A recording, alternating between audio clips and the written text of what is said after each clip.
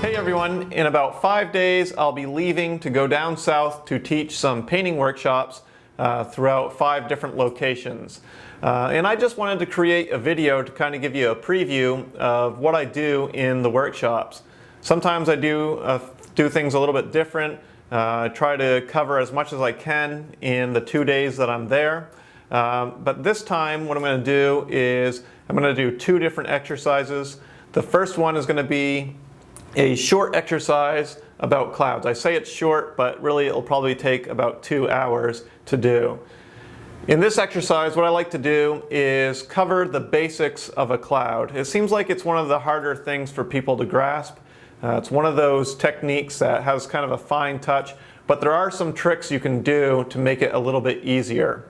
In the workshop itself, I'm going to really focus on trying to show how to see clouds, how to see the little variations, the little details that make clouds successful. But there are some elements to clouds that people miss a lot. One of those things is blurry edges or soft edges.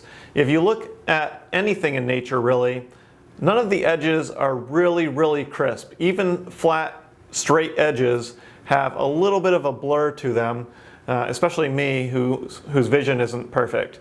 But to create those soft edges, there's a few tricks. But I'm going to really focus on clouds in this, and hopefully you can pick up a few tips.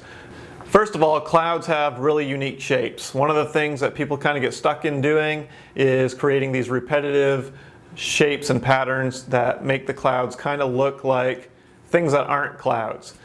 And when you were a kid, you have to try to think, when you used to look up at the sky and try to make out shapes in the clouds, every cloud is different and it has a really unique shape. So that's kind of the first thing I focus on in the workshop. But then, like I said before, we really focus on the soft edges. And in order to help people get that, what I do is I start out with this exercise where we do a small cloud painting of just one cloud with a few little break-offs here and there. We only use 2 different colors and a little bit of white. So we create a background color, which in this case it's blue. You can really use any color for this exercise. We use blue in this case, and what we do is we lightly tint the blue with a little bit of white, just enough to change the color a little bit. So when you apply it to the canvas, you can see a little bit of a difference. Then what we do is create the shape of the cloud using that very lightly tinted color. What that does is it allows you to create a nice unique shape, and it creates this atmospheric look to it because it's almost the same color as the background. So then as we add layers, what happens is you leave some of these areas that were almost the same color as the background, and it creates this blurry edge. So I go over that a lot more in detail in the workshop, but that's kind of the idea, is you take the color of the background, tint it a little bit just so you can get a nice blurry edge around your shape.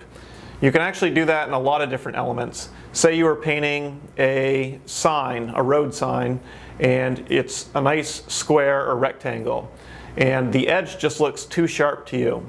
What you can do is take a little bit of that color that's behind it and really lightly scumble over the edge and blur it out a little bit, so that way it gives it a little bit more atmosphere and it looks like it's in the painting, not just placed on top of the canvas. Another way to get nice soft edges, besides painting, tinting the background color just a little bit and using that to create a blurry edge, is the type of brush you use. I have my own line of brushes, and some of the ones I use are bristle brushes. They're kind of stiff, and it doesn't matter if it's round or flat. I like to use both round and flat. But if the bristles are kind of stiff, you can kind of see here, they kind of splay out. They're not really uniform. There's no point to the brush. There is a point to the brush, but no point on the brush. You can use these stiffer bristles to scrub light layers of paint out to the edges, and what happens is as it gets used up and there's less and less on your brush, it starts to just kind of take over the texture and create this soft edge.